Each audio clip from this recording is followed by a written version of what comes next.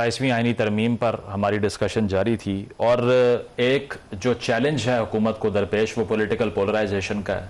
वो बैनुस्सूबाई जो कॉपरेशन है उसका इशू है, चाहे वो पारा चनार का मसला हो या अफगानिस्तान का इशू हो, TTP का मसला हो, दहशत गर्दी का ऑपरेशन का मसला हो। और दूसरी जानब ये जो कौमी असम्बली में या सेनेट में जो कुछ हुआ इस पर भी रिजर्वेशन है। कामरान साहब, फिर नेक्टा हमने बनाई थी, इसके अलावा नेशनल एक्शन प्लान हमने बनाया था। अनफॉर्चुनेटली उसको हमने उस तरह से फॉलो नहीं किया। पॉलिटिकल रीजंस ही हैं इसकी।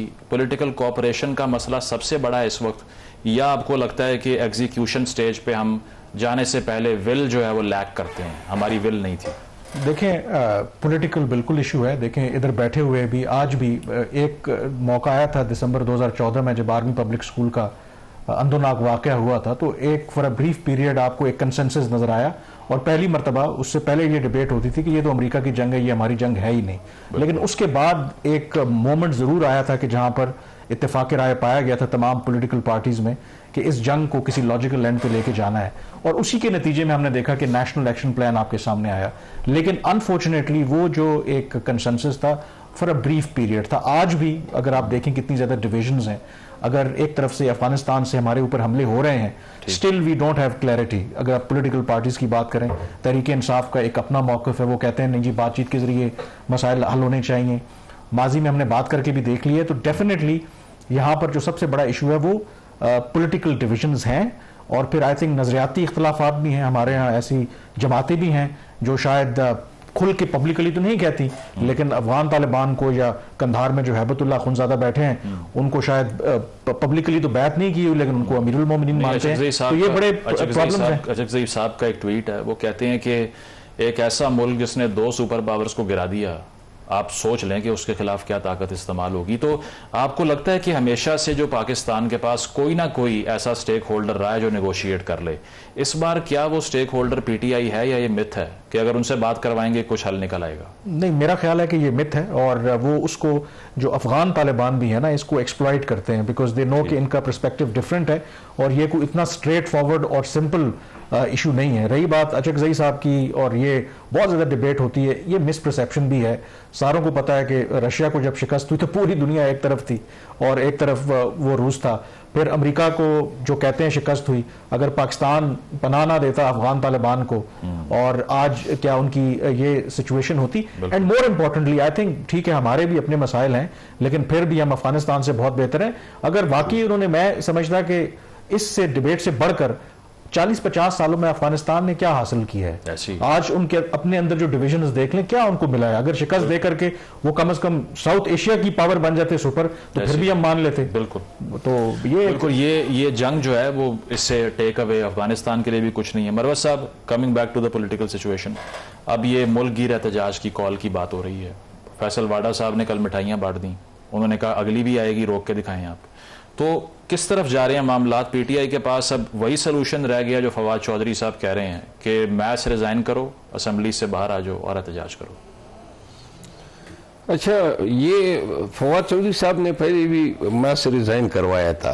अच्छा, करवाया था? वो वैसे इसके खिलाफ हैं, वो कहते हैं। नहीं, मेरा ख्याल है, जहाँ तक मुझे पार्टी के अंदर इल्म है, फवाद चौधरी साहब जो हैं शायद मेरे दोस्त हैं, लेकिन वो जो उस वक्त रिजाइन हुए थे उसमें शायद उनका किरदार था। अच्छा, जहाँ तक PTI की एहतजाजी तहरीक की बात है, मैं ज़ाती तौर पे समझता हूँ कि जो मुल्क में, देखें, ये पहली 26वीं आईनी तरमीम हुई, 27वीं आईनी तरमीम हुई, ये दोनों तरमीमात जो हैं, इससे जिस तरह शफकत भाई ने बात की, वो जो हाइब्रिड निज़ाम था जो बताते थे, उन्होंने अब निज़ाम पे अपने पंजे गाड़ दिए हैं सब ने। ठीक, जो एक ही किश्ते के सवार हैं। सही। अब ये जो 28वीं तरमीम आएगी, ये थोड़ी अवामी फलाह की तरमीम होगी, लोकल बॉडीज, एजुकेशन, हाँ, अवाम के लिए कुछ होगा। जहाँ तक PTI का एहतजाजी तहरीक का ताल्लुक है, पूरी ईमानदारी से मैं ये कहता हूँ कि एहतजाजी सलाहियत नहीं है। सोहेल अफरीदी में भी नहीं। ये सिर्फ अकेला सोहेल अफरीदी क्या कर सकते हैं? वो कहते हैं मैं चैंपियन हूँ एहतजाज करने के। नहीं, मैं समझता हूँ, देखिए, मैंने एहतजाज किए हैं KP में, पूरे पाकिस्तान में। अच्छा। और मुझे PTI की एहतजाजी नफ्सियात का अच्छी तरह इल्म है।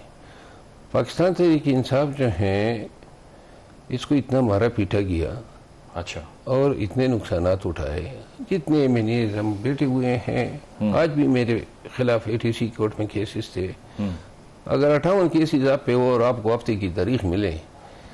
दूसरी बात यह है कि एक तो जो TLP के साथ हुआ, ठीक है, लाहौर में या पंजाब में, ठीक, फिर 26 नवंबर को जो हुआ, ठीक, तो लिहाजा एहतजाज जिसको स्पेस नहीं है, मेरे पास वक्त कम है, ठीक है, मैं सिर्फ ये कंक्लूड कर दूं, मैं आपको सिर्फ ये कहना चाहता हूं कि एहतजाज की सलाहियत नहीं है, मुझे एहतजाज होता हुआ नजर नहीं आ रहा। शफकत साहब, आई हैव 30 सेकंड्स। अब वे फॉरवर्ड, चूंकि ईवान में उनके पास अक्सरियत भी आ गई है, तो अब वो आपके पास क्या ऑप्शन छोड़ी है उन्होंने? देख, ये तो कोई भूल जाए ना कि पाकिस्तान तहरीक इंसाफ एहतजाज में नहीं जाएगी, हम एहतजाज में जाएंगे। हमारे पास कोई ऑप्शन ही नहीं छोड़ा इन्होंने, अदरवाइज एक ही हमारे पास कॉन्स्टिट्यूशनल ऑप्शन रह गया है कि हम पुरअमन एहतजाज करें।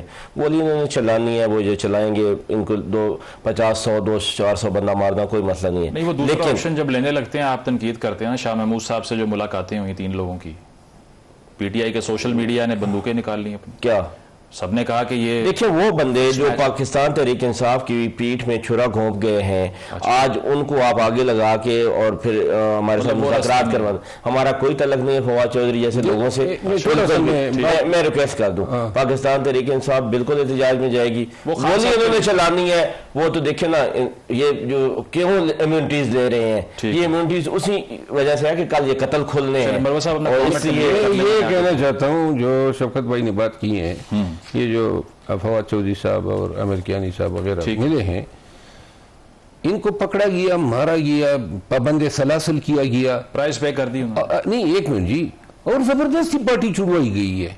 अच्छा, काम तो ये होना चाहिए था कि हम उनको दिलासा देते, उनकी हिम्मत बंधाते। और ये जो एहतजाज की बात है ना, मैं पूरे वसूख से कह रहा हूँ कि एहतजाज जो ना कोई 200-300 मरवाने के लिए आएंगे जी, और ना इस दफा जो है अटक फुल को ये ये नहीं होना, ठीक है। वजह इसकी ये है, वजह इसकी ये है कि पार्टी जो है उसके इत्तेहाद में दराड़े मसला है। बहुत शुक्रिया शेर अफजल मरवत साहब, शफकत अब्बास साहब, कामरान यूसुफ साहब, हुज़ैफा रहमान साहब हमारे साथ मौजूद थे। एक ब्रेक शामिल करते हैं, ब्रेक के बाद कंटिन्यू करेंगे। Stay with us.